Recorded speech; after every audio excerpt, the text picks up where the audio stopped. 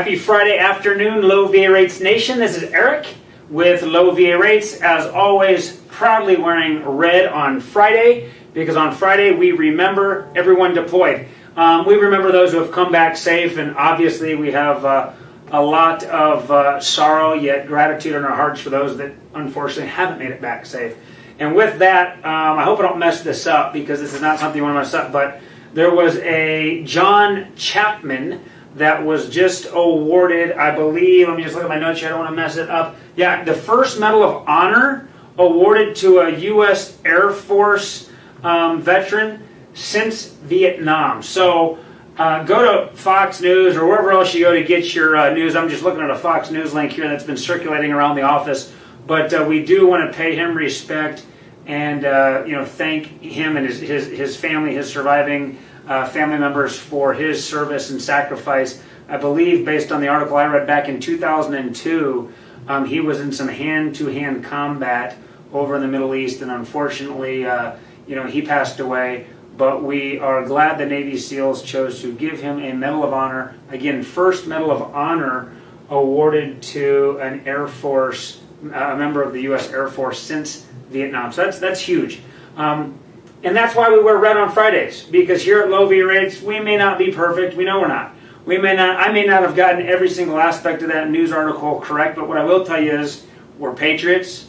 We love this country. We love working with veterans. And we love teaching you, as we are today, or at least educating you on your hard-earned VA loan benefits. Now, if you're watching, you're not a member of the military, you're not retired, a lot of what we teach obviously can be applied to standard conventional FHA loans, and we do all loan types here at Low VA Rates. But today, we're going to specifically talk about how much home you can afford, and I am going to specifically speak about VA loans today because veterans can afford more home if they choose. That doesn't mean veterans should go out and take on more debt than is reasonable, but because of their service, their honorable service, veterans can afford more home on a VA loan than they could on a conventional or FHA loan, or that a civilian, someone without VA home loan benefits, could afford. So it's pretty simple. Start thinking of questions that you might have as we go through this today.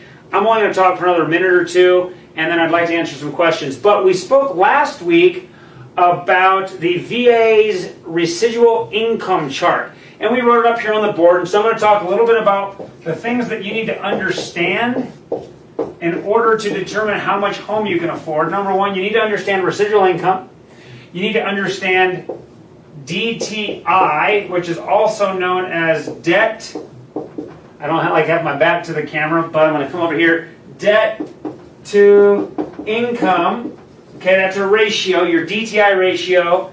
That's really all we're going to talk about today. There's just two things as far as determining how much you can afford. So let's talk first about residual income, since we talked about that last week.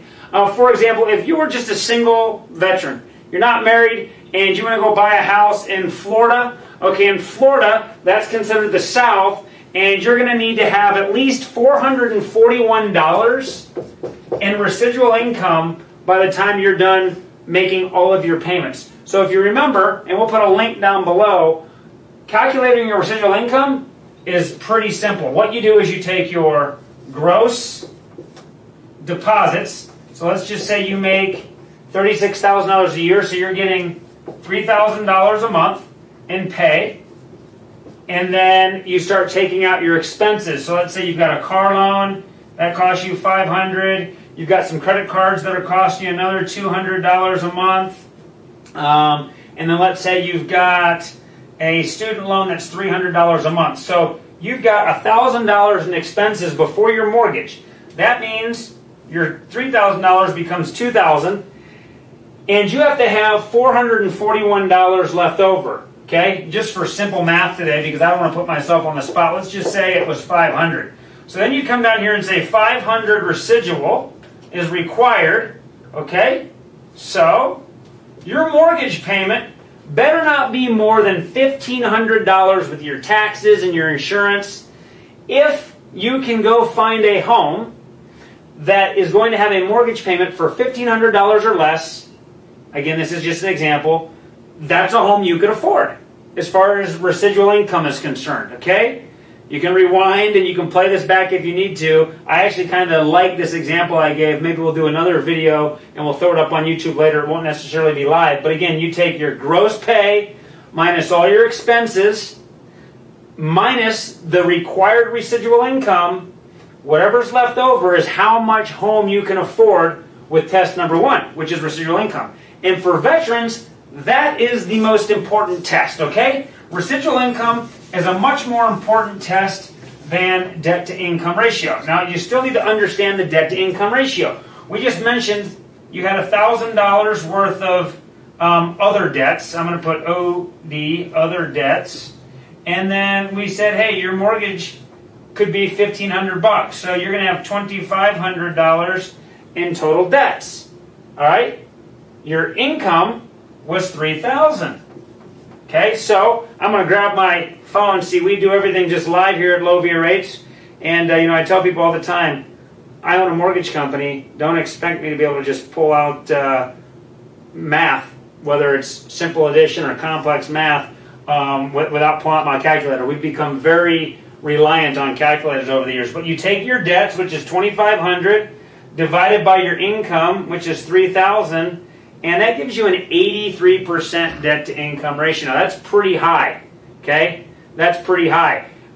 Even though you made it on your residual income, that's a pretty high debt-to-income. Now, there's front-end debt-to-income and there's back-end debt-to-income. The front-end debt-to-income won't include your mortgage. So you could also look at it this way and say, well, I've got $1,000 worth of debt divided by my income of $3,000. So my front-end ratio is 33%. It would look something like this. And my back-end, whatever we said it was 83%. So, look, we could also go into lots and lots of detail about debt-to-income ratio. But here's what I want to tell you. Generally speaking, these are your good rules of thumb. If you want to buy a home with a VA loan, number 1, you've got to pass your residual income test. And there's a video below where you can go in and see where you need to be based on your family size and where you plan on buying to hit the residual income test. Your debt to income on VA loans, if you're between 45 to 50%, you're likely going to get approved if your credit history is okay and your residual is okay. So when you're out looking for homes, sum it up here. How much house can you afford? Make sure all of your debts, when you add your mortgage and all of your credit cards and your auto payments, if they're more than 50% of the amount of money you're making every month, you probably shouldn't buy that house. You probably aren't going to be able to afford that big of a house. Just get a smaller one. Or get some of your debt under control before you buy the house. Residual income, debt to income, there you have it. So do we have any questions? Kind of flew through that. I'm being told there's no questions. I'm going to give you about 10-15 seconds to see if you can come up with any questions. If not, what a time to be buying houses. Interest rates are really good right now. The economy is doing well, so we have very little unemployment in this great country. People are finally starting to see their wages increase a little bit. There's a lot of talk about how mortgage rates are going up faster than people's income. Well, I'll tell you, today's been a pretty good day for interest rates. There's a bunch of turmoil going on over in Turkey, and interest rates have come down a little bit. So if you're sitting on the fence and you're wanting to buy a house, what a time to do it. No questions? Joanne said, it's so sad to see families take on a debt that appears to be doable, but they are stretched so tightly, nothing else can be done except pay and that's where she left off. And that was Joanne? Yeah. Joanne, you have nailed it on the head. And whether you're civilian, veteran, look, don't buy more house than you can afford. This rat race that so many of us find our friends and family in, maybe we even find ourselves in it, where, look, we'd all love to have our dream home. And this is one of the only countries I can think of where that's possible. Through hard work, we have freedoms, we have a great country, but you don't have to do it right away. This idea of keeping up with the Joneses, I really like what Joanne said. Scale it back some. These are the maximums, okay? I'm saying if you get there, don't go any higher. We see veterans all the time that are down in the 15, 20, 25% of their income is going towards their debts. That's pretty comfortable. But thanks, Joanne. I really appreciate you bringing that up. Anything else? All right, we'll see you next Friday. If you're not wearing red, go put some on. You've got half the day left to support our troops and to show that you care. Thanks. This is Eric.